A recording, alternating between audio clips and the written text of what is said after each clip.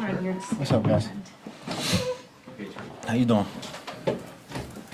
Sure, how would you just assess, obviously you guys lost to Jarius, and I know there's been competition. How would you just assess the growth of maybe some of the younger guys that are in your position growth? Yeah, I think they're coming along really nice, you know.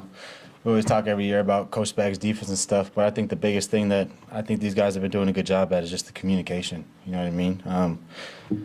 You know, I'm going to be right every single play, but as long as they come back and get in the classroom and ask the right questions and go back out there and just fly around and be confident, I think that's the biggest thing I've seen them just take little steps at, yeah, you may be wrong, but just keeping that confidence and that energy going. We've seen you recently in training camp play maybe a little bit of a slot corner, which obviously you did a lot of last year. Are you, like, what's your preference on whether or not you're still in that mix? Man, like I always tell Coach Spags, wherever he needs me, I'll go and play. So last year being able to be at nickel really helped me out just comfortability-wise, but being back on the outside also has been really fun, just getting back into the swing of things. I feel like corner is such like a perfectionist type position, you know, your technique has to be flawless. So just going to work each and every day, just trying to perfect both positions has been a lot of fun for me. Trent, what does stand out to you about Coach Spags as a coach and a person? What do you think enables him to be successful? He cares. You know what I mean? I truly feel like we're his extended family when it comes to just how he treats us, how he approaches the game. Tough love, you know what I mean? But I think that's just shows how much he does care. He wants to put us in the best positions on the field, but also off the field. I mean, he's constantly talking to us, you know, how's the family, how's this, how's that. I have a good relationship with his wife, you know, we're really close. And he's just been one of those people that each and every year I can just count on him. And he's continued to show me guidance, and not only just as a football player and being in the NFL, but also just growing up and just maneuvering my way throughout this whole process. I lean on him a lot. Would you expect anything like that when you came to the NFL, that you might have that kind of relationship with a coordinator? You know, coming from my old college, I was really close with all the college coaches. So coming into the NFL, that's kind of been just my thing, was just relationships, you know, just building a great relationship with the DC, with the teammates, with just everybody around here. So I wouldn't say that's like surprising or anything, but something that has been really cool to experience. Trent, it sounds like you're probably not going to play on Thursday, but you have the experience last year of playing in that opening night game. Yeah. Just what from that experience can you sort of take and maybe even improve getting ready for Baltimore? Yeah, I think these next 2 weeks preparing for Baltimore is going to be the biggest thing. Last year, I think making sure physically you're ready. You know, you get a little bit of downtime, which is good for the body to recover, but making sure you're still in shape, because we're going to go out there and play a full game, which we haven't done since the Super Bowl. And also just the little things, you know, maybe watch a little more film, maybe talking to the safeties a little more, like, hey, when you see this split, like, what should we do here?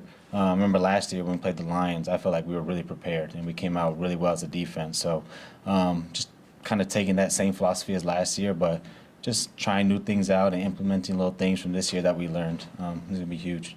You were in a different situation coming into the league with some of the younger guys who are trying to make the roster. Yeah. You get down to the end here. What kind of things do you say to these guys? Yeah.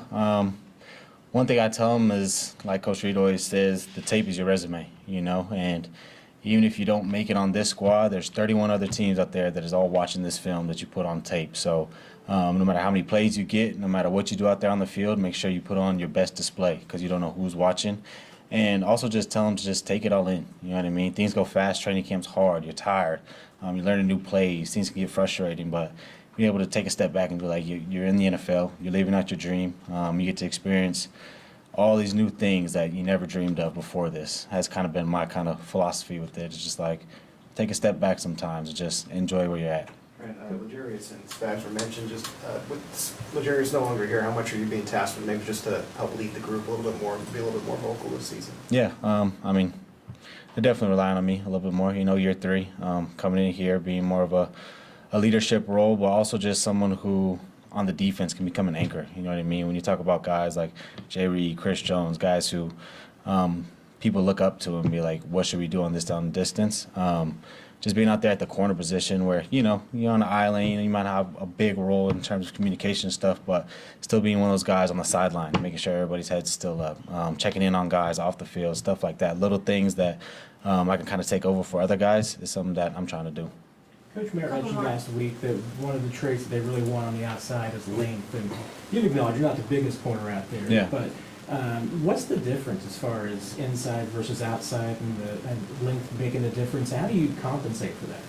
Yeah, I mean, I've gone against that, my whole life. So the technique that I do works for me as far as inside and outside, but it's totally a different world. On the inside, you're getting a ton of different routes than you get on the outside, different skill position.